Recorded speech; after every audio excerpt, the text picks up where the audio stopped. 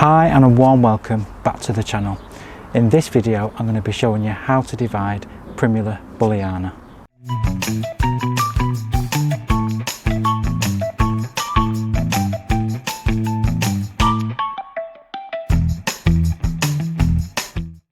We just have one plant of the Primula bulleyana planted in this border behind me, and we have this plant in this area because it's our least sunniest aspect, because these kind of plants prefer to be in part shade. They do also like to have lovely moist soil as well, so if you can provide that kind of environment, then primulas are a brilliant plant to try. This particular primula has the most vivid orange flowers, and they come up towards the end of spring going into early summer, but it has now, as you can see, finished and is now trying to set seed. But I do have some space just around it, and what I want to do is lift it out of the ground and divide it at least into 3 plants, so I can have a nice clump of 3 within this border. So I'm going to show you the process on which we can do that. So the very first thing you want to do is make sure your primula has been watered before you take it out of the ground, because that will help with the recovery. I'm just taking the label out, and you just want to dig a big hole around. You can use your spade, or if you can do what I'm doing, I'm just using a trowel. They do come up pretty easy, and then we can lift the whole plant out and place it onto the tray.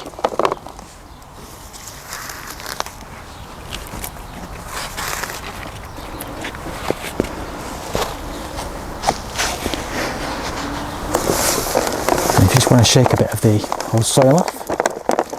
It's a good place to start.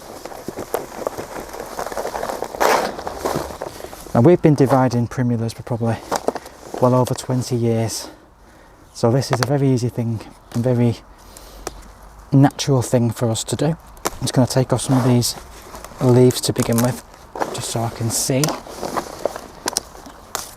where we're going with the divisions.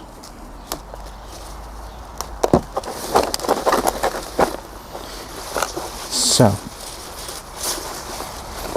we can probably divide this into many small plants, because if you can see, each one of these little plantlets can be split away with a bit of root and made into a new plant. So that is quite a nice size plant there.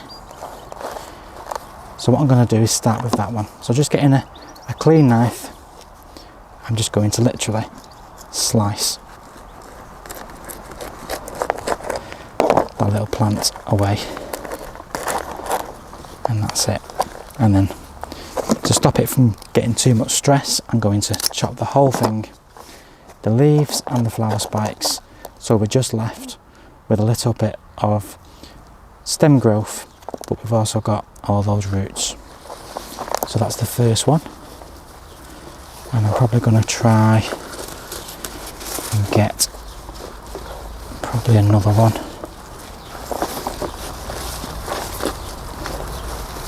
So I'm going to try and get this one here. So this is probably going to come off with 2. And I'm just going to slice right down, just like that.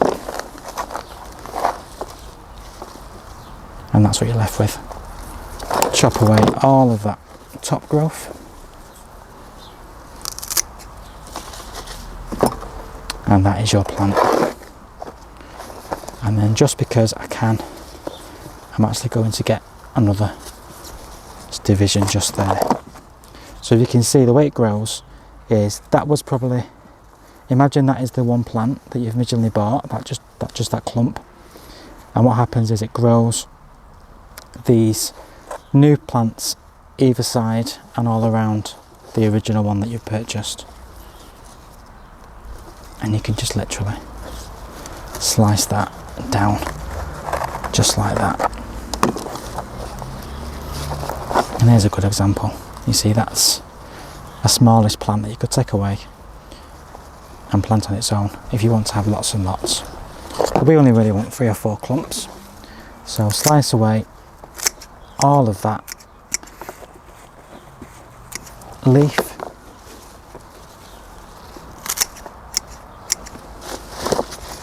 So you're left with 4 lovely clumps from that one original one. Now with these, they are perfectly fine to go straight back into the border, or you can also pop them up into pots and grow them on a little bit, and then you'll have bigger plants to put out later in the season. But I think they're perfectly fine. I'm going to use them and pop them straight into the border now. And I've just got some compost here that I'm just going to add to the soil because I want these to grow away with the best chance in the world. So I'm just incorporating some just normal compost placed in there. And then all we need to do is take each one of these. I'm just going to place them out first on the soil so that I can get a sense of where I want them to be planted. So I've got 4 nice clumps here. And I think this should be fine, just planted like that. So we have the beautiful pink Virginia on the front. We have the lovely white Phlox David towards the back. We have this lovely Crocosmia. This is called Babylon, so it's a lovely vibrant orange when that flowers. And just next to me here is the lovely Alchemilla mollis, looking its best at the moment. That lovely lime green is just so succulent, it's fantastic. And then just behind you see the yellow spikes of the Ligualaria. So a lot of these plants in here, particularly Ligualaria, do like to have a moist soil. So I'm just incorporating some more compost like that, just helps it to be a bit more fertile and better at holding on to the moisture. And I'm just placing these in around the same depth they were when they first came out. So if you can see, up to about that kind of level, just so that these rhizomes are just below the soil. A bit deeper.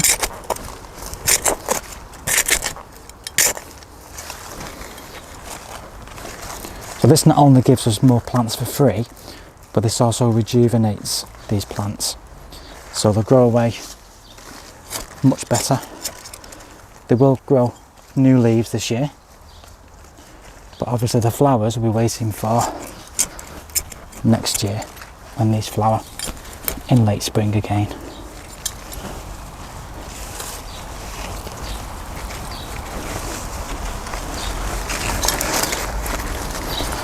So I've just got a little cluster there. And the most important thing is that we give them a really good water. Pop that back there.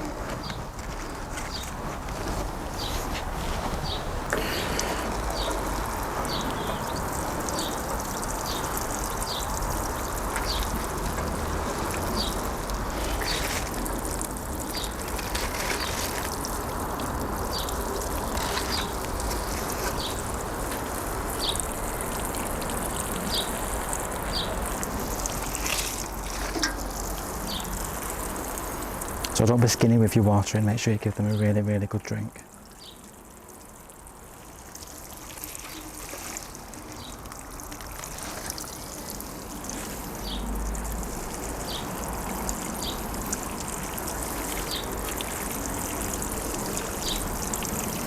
And before long, these new leaves will grow and all that space will be filled in with the new plants. So I'm really pleased with that. I was only expecting to get maybe 3 plants from that one clump, so to get 4 is fantastic. And the nice sized clumps, I didn't want to get tiny little plantlets because I only have a very small space here to fill. So 3 or 4 is perfect for this kind of area that we've got here. So it may look bare like I've just said, but these will now grow fresh foliage, and that foliage will remain until the winter when that dies back.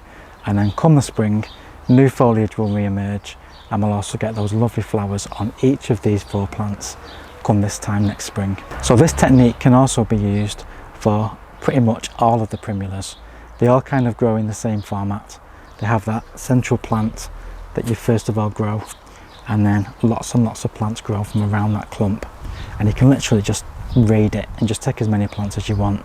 Obviously the smaller the plants are, the longer they'll take to bulk up, and that's why I've gone for the bigger clumps, just to get them established much sooner, and that will just fill the space perfectly for us. If you do want to have a go at sowing seeds of your primulas, you can just wait until the seed heads fatten, and when you just open them, you have some green seeds inside. Now these green seeds are perfectly fertile, and if you sow them onto a bed of compost, cover them lightly with some grit or some vermiculite, they will actually germinate this year.